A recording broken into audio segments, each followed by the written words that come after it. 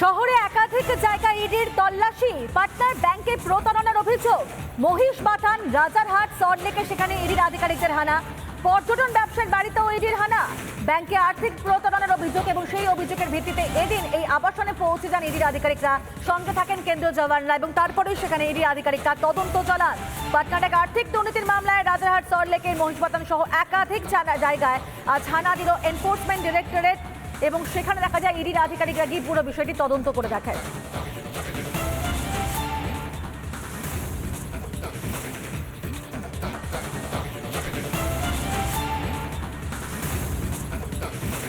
এই মুহূর্তের অন্যতম বড় হিন্ট দিয়ে রাখি, পর্যটন ব্যবসায়ীর বাড়িতে এনফোর্সমেন্ট ডিরেক্টরেটের হানা। কলকাতার রাজারহাট মেন রোড সংলগ্ন একটি আবাসন, সেই আবাসনে এক পর্যটন ব্যবসায়ীর বাড়িতে সাত সকালেই হানা দিয়েছেন ইডি আধিকারিকরা। আরও একটি হিন্ট দিয়ে রাখি, মূলত এটি পাটনায় দায়ের হওয়া একটি আর্থিক দুর্নীতি মামলা। ব্যাংক প্রতারণা মামলা থেকে বিপুল পরিমাণ আর্থিক দুর্নীতি। আরও একটি হিন্ট দিয়ে রাখি, এই মুহূর্তে আবাসনের সেই পর্যটন ব্যবসায়ীর বাড়িতে ইডি আধিকারিকরা এসেছেন, তাকে জিজ্ঞাসাবাদ করবেন বলে জানা যাচ্ছে ইডি সূত্রে। মূলত পাটনায় দায়ের হওয়া একটি ব্যাংক প্রতারণা মামলা, সেই ব্যাংক প্রতারণা মামলায় এই ব্যবসায়ীর নাম উঠে এসেছে, জিজ্ঞাসাবাদে এই পর্যটন ব্যবসায়ীর নাম উঠে এসেছে এবং তাকে জিজ্ঞাসাবাদ করতেই গতকাল রাতেই পাটনা থেকে ইডি আধিকারিকরা সল্টলেকের সিজিও কমপ্লেক্সে ইডির দপ্তরে এসে পৌঁছান। আজ সকালে সেন্ট্রাল ফোর্স সহযোগে ইডি আধিকারিকরা তারা এই রাজারহাট মেন রোডের আবাসনে পর্যটন ব্যবসায়ীর ফ্ল্যাটে এসেছেন। মূলত ব্যাংক প্রতারণা মামলার মাধ্যমে একটা বিপুল পরিমাণ আর্থিক দুর্নীতি হয়েছে এমনটাই জানা যাচ্ছে ইডি সূত্রে।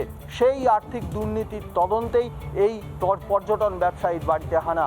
আরও একটি হিন্ট দিয়ে রাখি, এই পর্যটন ব্যবসায়ীর মাধ্যমে তাকে জিজ্ঞাসাবাদের মাধ্যমে তদন্তে এগিয়ে নিয়ে যেতে চায় এনফোর্সমেন্ট ডিরেক্টরেট। জিজ্ঞাসাবাদে মূলত ব্যাংক প্রতারণা মামলা বা এই আর্থিক দুর্নীতির কিংপিন কে বা কারা, সেই দিকেই তদন্ত এগিয়ে নিয়ে যেতে চায় বা সেই তদন্তই এগিয়ে নিয়ে যেতে চায়, সেই বিষয়টাই জানতে চায় ইডি। সেই জন্যে গতকালকেই পাটনা থেকে ইডি আধিকারিকরা সল্টলেক সিজিও কমপ্লেক্সে চলে আসেন এবং তারপর আজ সকালে কেন্দ্রীয় বাহিনী সহযোগে রেড করেন রাজারহাট মেন রোড সংলগ্ন একটি আবাসনে। প্রিয় জার্নালিস্ট রাজশেখর দাসের সঙ্গে সৈকত, রিপাবলিক বাংলা, কলকাতা। বাংলা সফরের আগে বড় সাক্ষাৎকার মোদির। বাংলায় ওবিসি দুর্নীতি নিয়ে সরব হলেন প্রধানমন্ত্রী। হাইকোর্টের রায় বাংলার সংরক্ষণ দুর্নীতি একেবারে স্পষ্ট, এমনটাই বললেন প্রধানমন্ত্রী নরেন্দ্র মোদী। তিনি বলছেন যে হেরে গিয়ে আদালতকে অপমান করছে তৃণমূল। কি বললেন প্রধানমন্ত্রী নরেন্দ্র মোদী, শুনবো। कि पहले इन्होंने कानून बना करके माइनॉरिटी को देने का पाप शुरू किया, पहले आंध्र में शुरू किया। सुप्रीम कोर्ट ने तक में वो हार गए, हाई कोर्ट ने उसको रिजेक्ट कर दिया क्योंकि संविधान अलाउ करता नहीं है।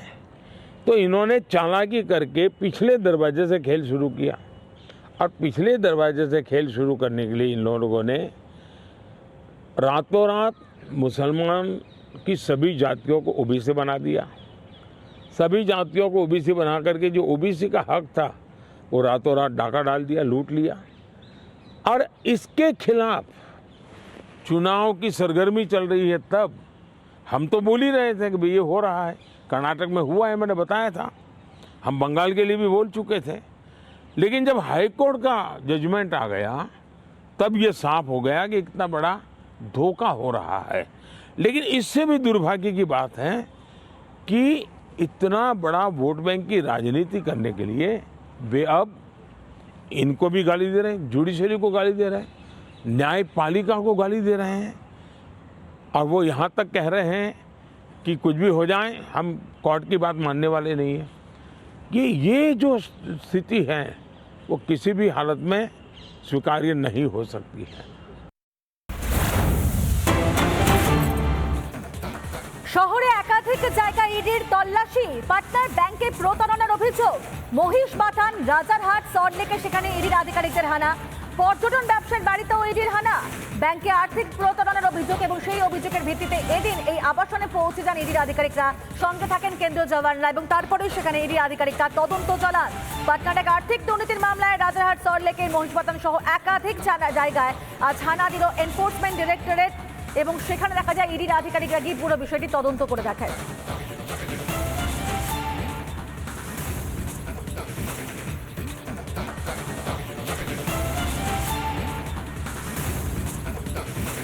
এই মুহূর্তের অন্যতম বড় হিন্ট দিয়ে রাখি, পর্যটন ব্যবসায়ীর বাড়িতে এনফোর্সমেন্ট ডিরেক্টরেটের হানা।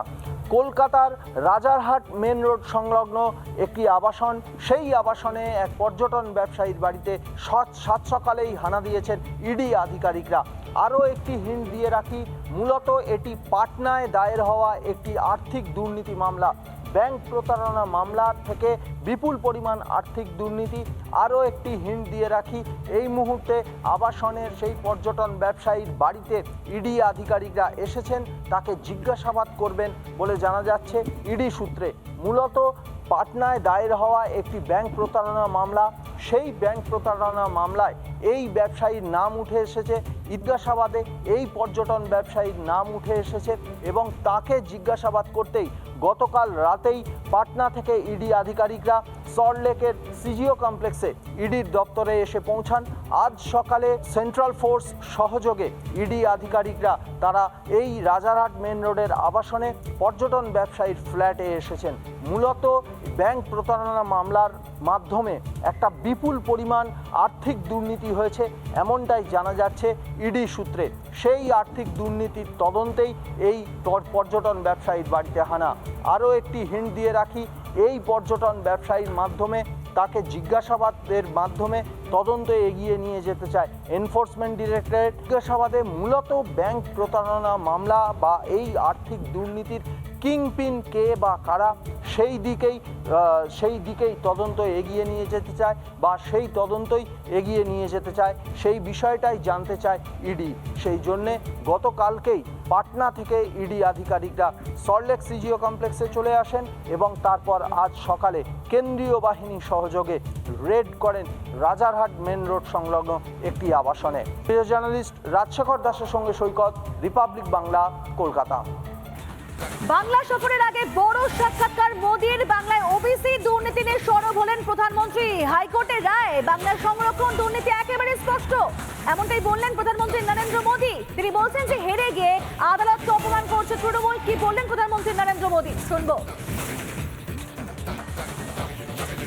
कि पहले इन्होंने कानून बना करके माइनॉरिटी को देने का पाप शुरू किया, पहले आंध्र में शुरू किया। सुप्रीम कोर्ट ने तक में वो हार गए, हाई कोर्ट ने उसको रिजेक्ट कर दिया क्योंकि संविधान अलाउ करता नहीं है। तो इन्होंने चालाकी करके पिछले दरवाजे से खेल शुरू किया और पिछले दरवाजे से खेल शुरू करने के लिए इन लोगों ने रातों रात मुसलमान की सभी जातियों को ओबीसी बना दिया। सभी जातियों को ओबीसी बना करके जो ओबीसी का हक था वो रातों रात डाका डाल दिया, लूट लिया। और इसके खिलाफ चुनाव की सरगर्मी चल रही है। तब हम तो बोल ही रहे थे कि भाई ये हो रहा है, कर्नाटक में हुआ है, मैंने बताया था। हम बंगाल के लिए भी बोल चुके थे। लेकिन जब हाई कोर्ट का जजमेंट आ गया तब ये साफ हो गया कि इतना बड़ा धोखा हो रहा है। लेकिन इससे भी दुर्भाग्य की बात है कि इतना बड़ा वोट बैंक की राजनीति करने के लिए वे अब इनको भी गाली दे रहे हैं, जुडिशरी को गाली दे रहे हैं, न्यायपालिका को गाली दे रहे हैं और वो यहाँ तक कह रहे हैं कि कुछ भी हो जाए हम कोर्ट की बात मानने वाले नहीं हैं। ये जो स्थिति है वो किसी भी हालत में स्वीकार्य नहीं हो सकती है।